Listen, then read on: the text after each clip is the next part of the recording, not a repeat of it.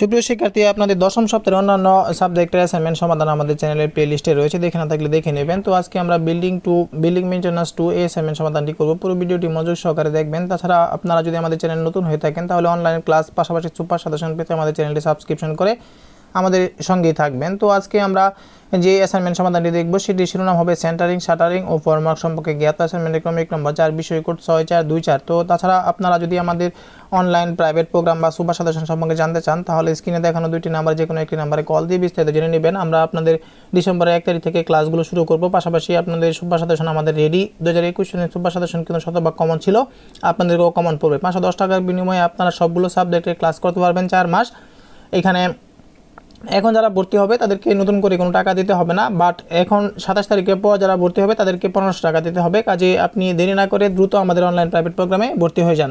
তো প্রথমে আমরা প্রশ্নটা একটু দেখে আসি। প্রশ্নের মধ্যে বলা হয়েছে সেন্টারিংয়ের ধারণা উদাহরণসহ, শাটারিংয়ের ধারণা উদাহরণসহ, সেন্টারিং কাজে বর্ণনা এবং ফরমার্ক নির্মাণ কৌশলে, 4টি বিষয়। তো সবগুলোই খুব ছোটো ছোটো, আমরা একটু দেখা শুরু করি। প্রথমে আমরা দেখব সেন্টারিংয়ের ধারণা। তো যে কোনো অবকাঠামো নির্মাণ কাজে কংক্রিটের কাজ করার সময় কংক্রিটকে জমাটবদ্ধ করার জন্য কাঠ, শীট ইত্যাদি দিয়ে তৈরি খাঁচা বা ক্ষেত্র সৃষ্টি করার পদ্ধতিকে সেন্টারিং বলা হয়। এখানে চিত্রগুলো দেখতে পাচ্ছেন আপনারা।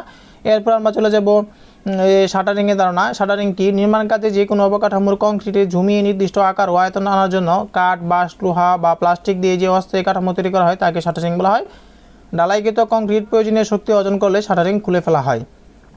তো এরপর আমরা দেখব সেন্টারিং কাজে বর্ণনা। এখানে 4টি বর্ণনা রয়েছে। এখানে দেখতে পাচ্ছেন যে অবকাঠামো ঢালাইকৃত কংক্রিটকে নির্দিষ্ট সময় পর্যন্ত ঢালাই স্থানে ধরে রাখা, অবকাঠামোকে যে কোনো আকৃতিতে গঠন করার জন্য সেন্টারিং কাজ করে, আরসিসি কাঠামোতে লোহাকে ডিজাইন মোতাবেক নির্ধারিত স্থানে ধরে রাখা এবং একই সময়ে একাধিক কাজ করার জন্য।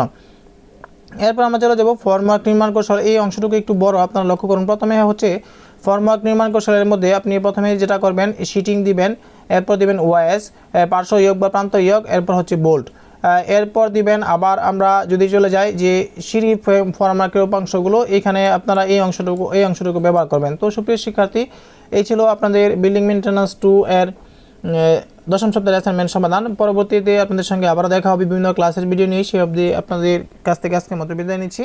আল্লাহ হাফেজ।